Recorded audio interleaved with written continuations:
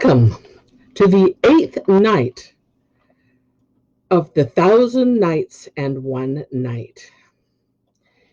Today, we continue on with the tale of the Ensorcelled Prince. Now, when it was the 8th night, she continued, "It hath reached me, O auspicious king, that the young Ensorcelled Prince, that is to say, Bewitched, said to the king, when I smote the slave with intent to strike off his head, I thought that I had slain him, for he groaned a loud hissing groan. But I had cut only the skin and flesh of the gullet and the 2 arteries. It awoke the daughter of my uncle, and she sheathed the sword, and I fared forth that city, and entering the palace, lay upon my bed, and slept mourning, when my wife aroused me, and saw that she had cut off her hair, and had donned mourning garments. Quoth she, O son of my uncle, blame me not for what I do.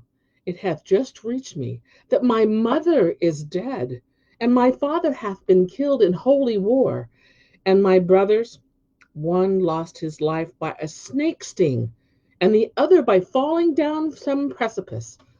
And I can and should be naught save wept and lament." When I heard her words, I refrained from all reproach and said only, "Do as thou list. I certainly will not thwart thee." She continued, sorrowing, weeping, and wailing 1 whole year from the beginning of its circle to the end. And when it was finished, she said to me, "I wish to build me in thy palace a tomb with a cupola, which I shall set apart for my mourning, and will name it the House of Lamentations." Quoth I again, "Do as thou list." Then she builded for herself a cenotaph wherein to mourn, and set on its center a dome under which showed a tomb like a centaur's sepulchre. Thither she carried the slave and lodged him, but he was exceedingly weak by reason of his wound, and unable to do her love service. He could only drink wine, and from that day of his hurt he spake not a word. Yet he lived on, because his appointed hour was not yet come. Every day, morning and evening, my wife went to him, and wept and wailed over him, and gave him wine and strong soups, and left not off doing after this manner a 2nd year. And I bore with her patiently, and paid no heed to her. One day, however, I went in to her unawares, and I found her weeping and beating her face and crying, "Why art thou absent from my sight, O my heart's delight? Speak to me, O my life. Talk with me, O my love." Then she recited these verses: "For your love my patience fails, and albeit you forget, I may not, nor to other love my heart can make reply. Bear my body, bear my soul, wheresoever you may fare, and where you pitch the camp, let my body buried lie. Cry my name above my grave, and answer shall return, the moaning of my bones responsive to your cry." Then she recited, weeping bitterly the while, "The day of my delight is the day when you draw you near, and the day of mine affright is the day you turn away. Though I tremble through the night in my bitter dread of death, when I hold you in my arms, I am free from all affray. Though a morn I awake with all happiness in hand, though the world all be mine, and like Chris kings I reign, to me they had the worth of winglet of the gnat, when I fail to see thy form, when I look for thee in vain." When she had ended her time, her words, and her weeping, I said to her, "O my cousin, let this thy mourning suffice, for in pouring forth tears there is little profit." "Thwart me not," answered she. If you do, I will lay violent hands on myself." So I held my peace, and I left her to go her own way. And she ceased not to cry and keen and indulge her affliction for yet another year. At the end of the 3rd year, I waxed weary of this longsome mourning, And one day I happened to enter the cenotaph, when vexed and angry some matter which had thwarted me, and I suddenly heard her say, O my Lord, I never hear thee vouchsafe a single word to me. Why dost thou not answer me, O my master? And she began reciting, O thou tomb, be his beauty set in shade?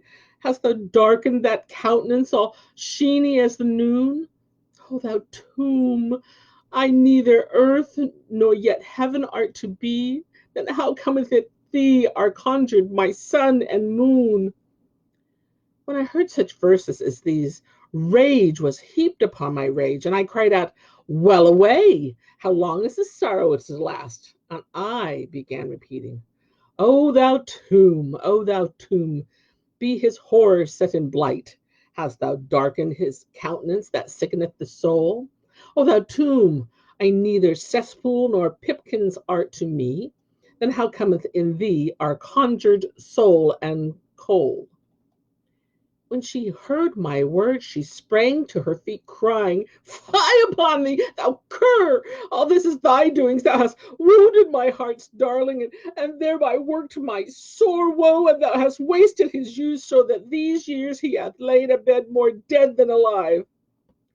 In my wrath I cried, O thou foulest of harlots, and filthiest of whores, ever futtered by negro slaves who are hired to have at thee. Yes, indeed, it was I who did this good deed. And snatching up my sword, I drew it and made at her to cut her down.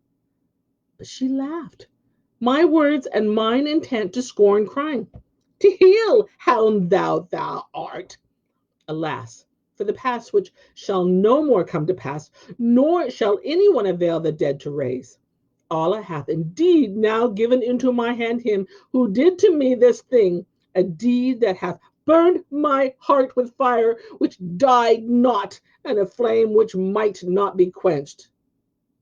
Then she stood up, and pronouncing some words to me unintelligibly, she said, By virtue of my agromancy, become thou half stone and half man.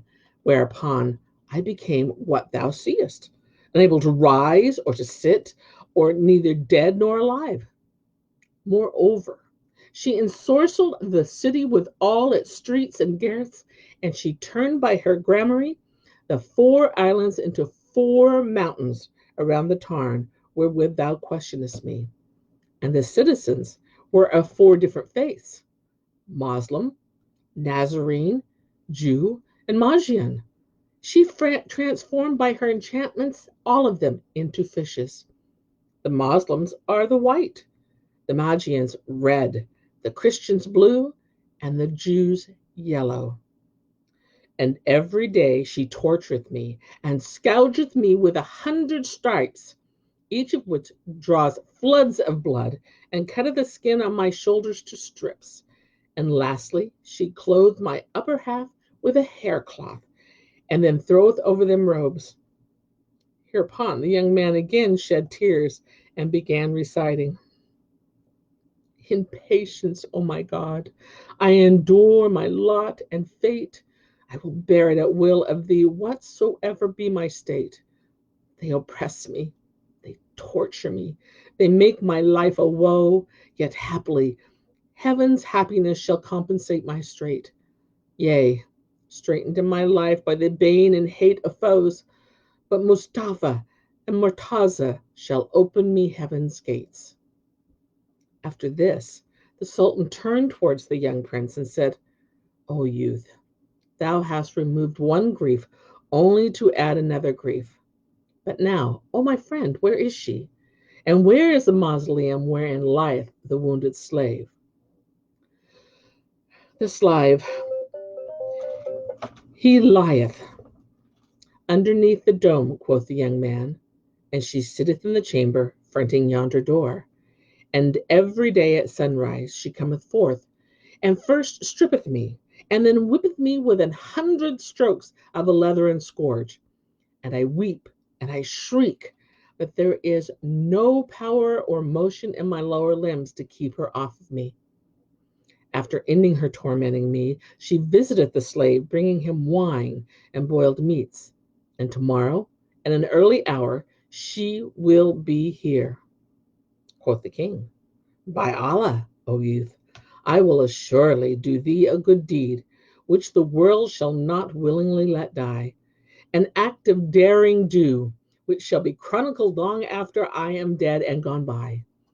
Then the king set him by the side of the young prince, and talked till nightfall, when he lay down and slept.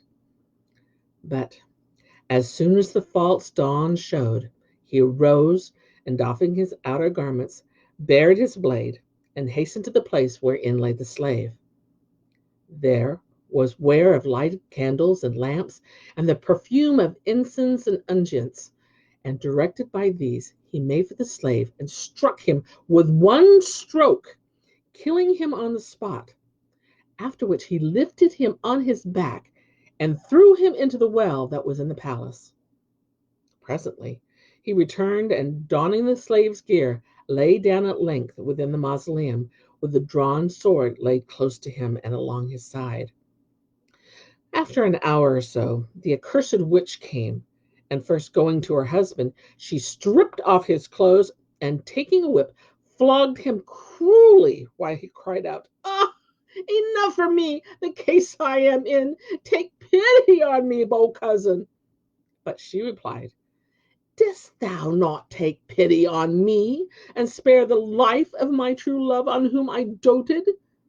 Then she drew the clice over his raw and bleeding skin, and threw the robe upon him, and went down to the slave with a goblet of wine and a bowl of meat broth in her hands.